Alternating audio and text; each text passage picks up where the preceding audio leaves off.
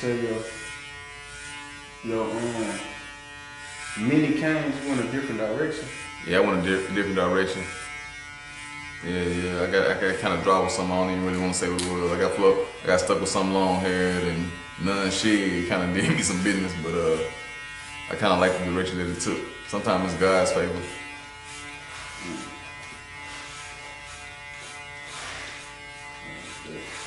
Gotta control the kennel accidents. Oh, yeah, for sure.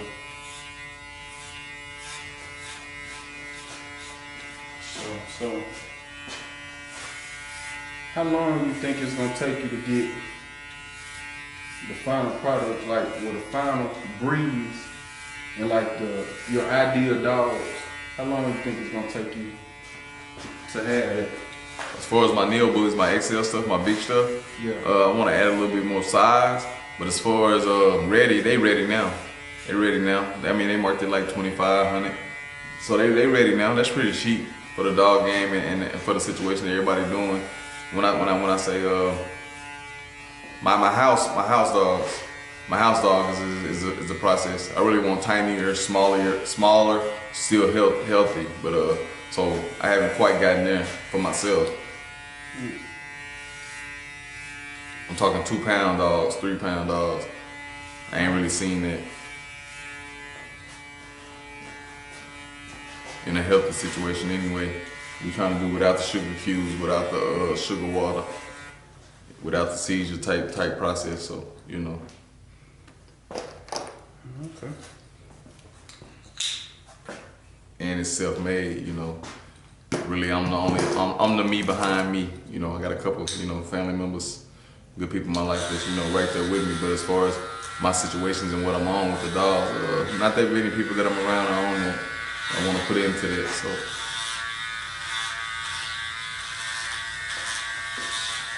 Putting myself back in.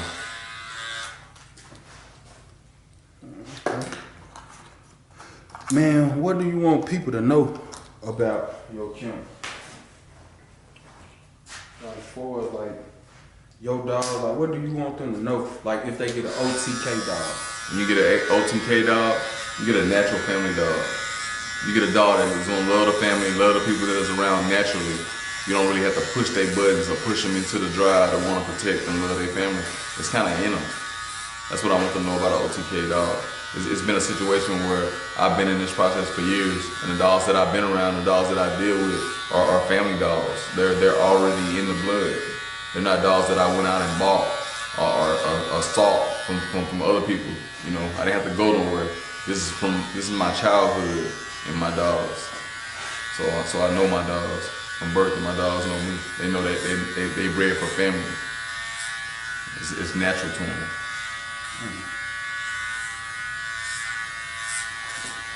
So you would say that's what separates your dogs from other people's dogs?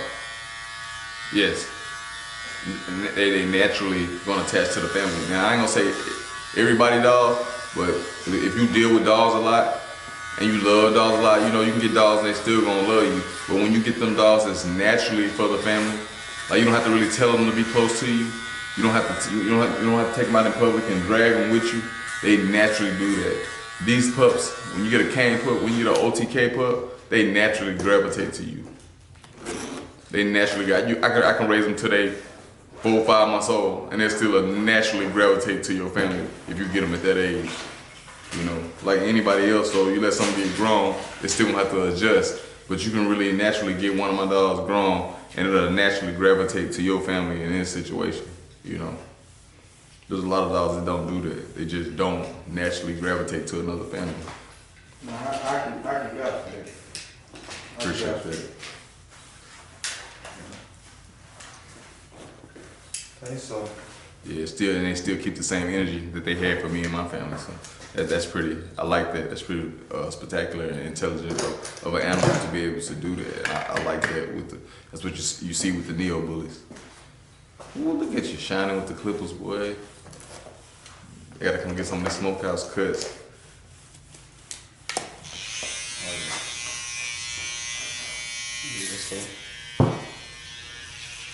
What are your favorite? See, a lot of people don't know, like, what consists of or the OTK bloodline, or like anything that you know put up in there, or you know. You saying as far as the dogs that's attached to it, the type of breed of dogs? Yeah. Well, we got some for the large dog. It's gonna mostly be the American Bully. You may have a little bit of the American Pit Bull Terrier. You're gonna have some English Bulldog, and maybe way back in the drop some American Bulldog. You're gonna have a lot of Bulldog type dogs. When you drop down to the minis, you're gonna have some Boston. You're gonna have some Frenchie. You're gonna have some mini pinchers. You know, you might have a little Maltese or a little Poodle. You know, depends on what you're looking for. You know, it depends on you're looking for something allergic, or you know, something for the family, something they're not gonna be allergic to, something that's not gonna shed a lot. Once you get down to my small dogs, and you know, it consists of the breed that's consistent with none allergies, without you know having allergy problems or whatever for the family.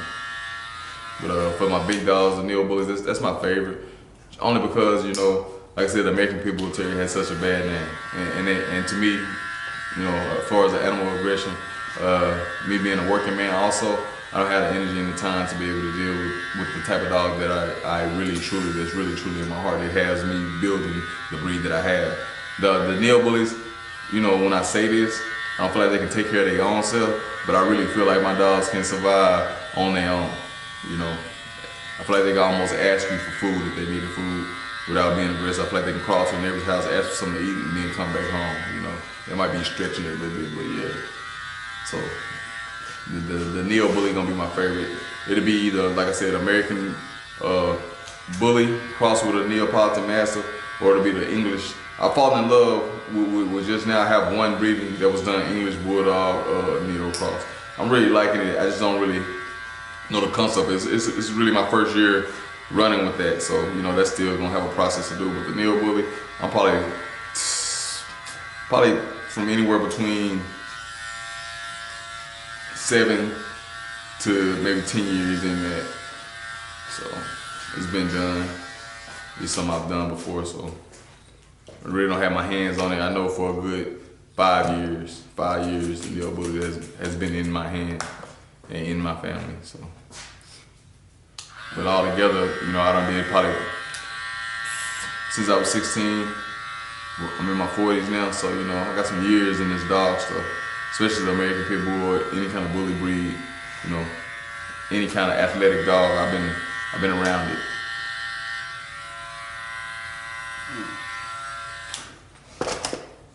Okay. So, what does CJ with the dogs, other than dogs, like what do you enjoy doing? Like what is family? I enjoy really being with the kids. You know, watching them grow. You know, that's what I'm doing. What I enjoy doing. You know, watching them grow, watching them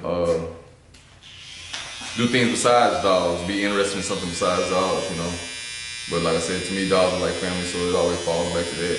But I enjoy being around family and friends. Positive energy. I enjoy positive energy.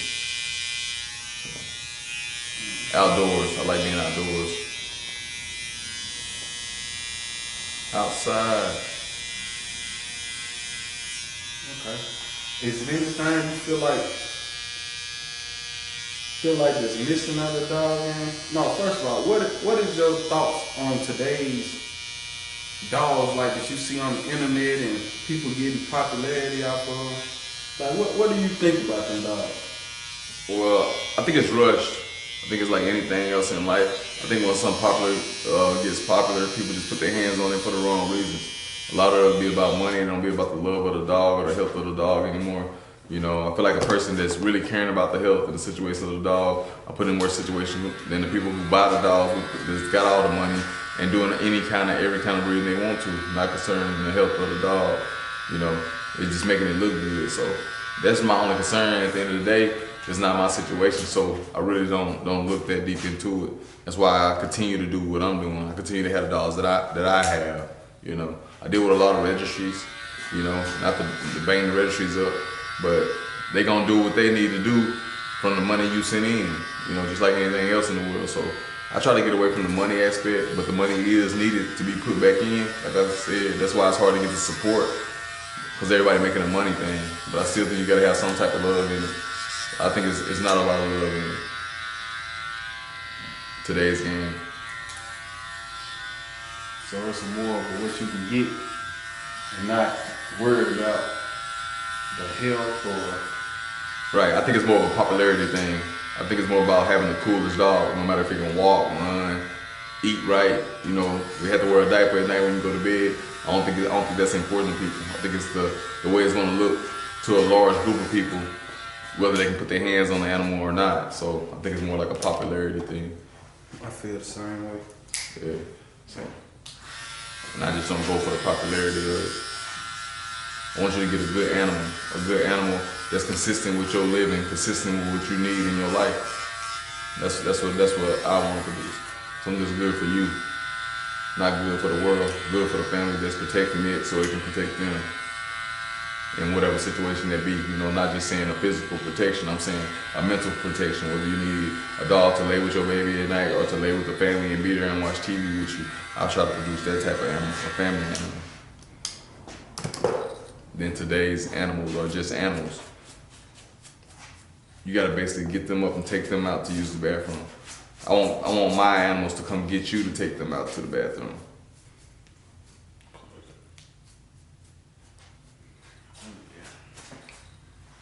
Really exotic person, but I always lived in a community where you can't have a lion, tiger, cougar, bobcat, you know, them type of animals. I really want to try that, but I've always been a family type person. That was my next question. If you can have any exotic animal other than a dog, like a wild animal, what would it be? My first 3 of them. I got like 3, yeah, because I got like 3. That's what you hit it. But my first, just always, you know, a cougar, just because they used to be accessible where I'm from. I would like a cougar, and then a bear, and then maybe a gorilla. You know, but there's several animals I would really want, but them probably my top 3 that I feel like I could really try to maintain. The other animals, huge, so, you know, like an elephant, I probably couldn't, I need to be trained myself to.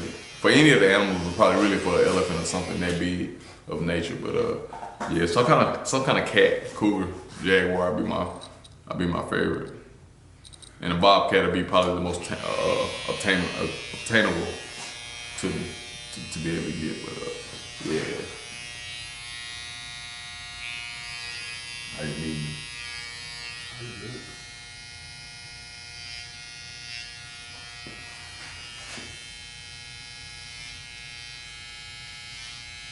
So, have you ever encountered one of those? A cougar, bear, or a gorilla? I would encounter it, like run across me, probably close enough to touch. Yeah. Yeah, I seen I don't know if it's the black cat, I don't know if it's a panther or a cougar, what is considered mountain lion, but the black one, I've encountered that, and I've encountered the bear up close, you know, scary up close. But no, not like a gorilla, nothing like that. But and then, you know, foxes, coyote, and wolves, pretty natural down here, Arkansas, baby. But yeah, the black cat, the panther, and the bear probably the wildest, closest encounter I ever came. And it was a quick encounter. You know, the bear was really kind of slow, fast but still slow. The cougar was real fast, a real fast encounter. It was like an in and out type thing. The bear kind of ran with me. Like what happened? Like when you see him? I was coming off a mountain. I live close to a mountain. I was coming off a mountain, and the way it was coming just like a deer, straight towards the vehicle. But instead of him hitting our vehicle, he ran down the side so he can pass us. That's how I knew that it was really fast. Really, like he just ran down the side. It was like a movie, really, just gallop along the side like somebody riding a horse, and crossed right in front of us, like right in front of where the shadow ended up in the car. It was a scary situation. And I was in a Scion, a little box car. I knew if I hit him, he was probably gonna pick us up and throw us like the Hulk, or at least that's my imagination. That was my thoughts about it. We rode home quiet, real quiet, nobody talking until we got to my driveway. And the people behind us like, y'all got bears out here? That really threw me for a loop, because I was thinking it, but nobody wanted to say it. Nobody wanted to say it. That's how shook we were. It was crazy though. It was my son's birthday. That was one of the good birthdays too. All of them good, but that was one of the great days. We remember that.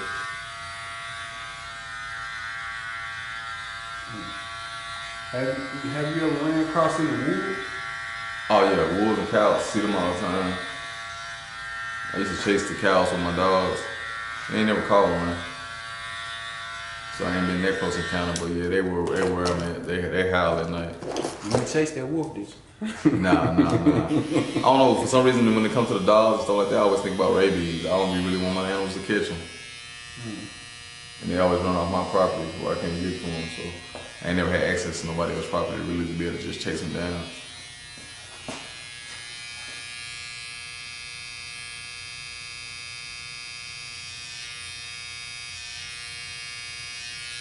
So you got wolves where you at? Oh yeah, wolves, cows, bears, cougars, fox. Yeah, it's eagles where I'm at. You said eagles? Yeah.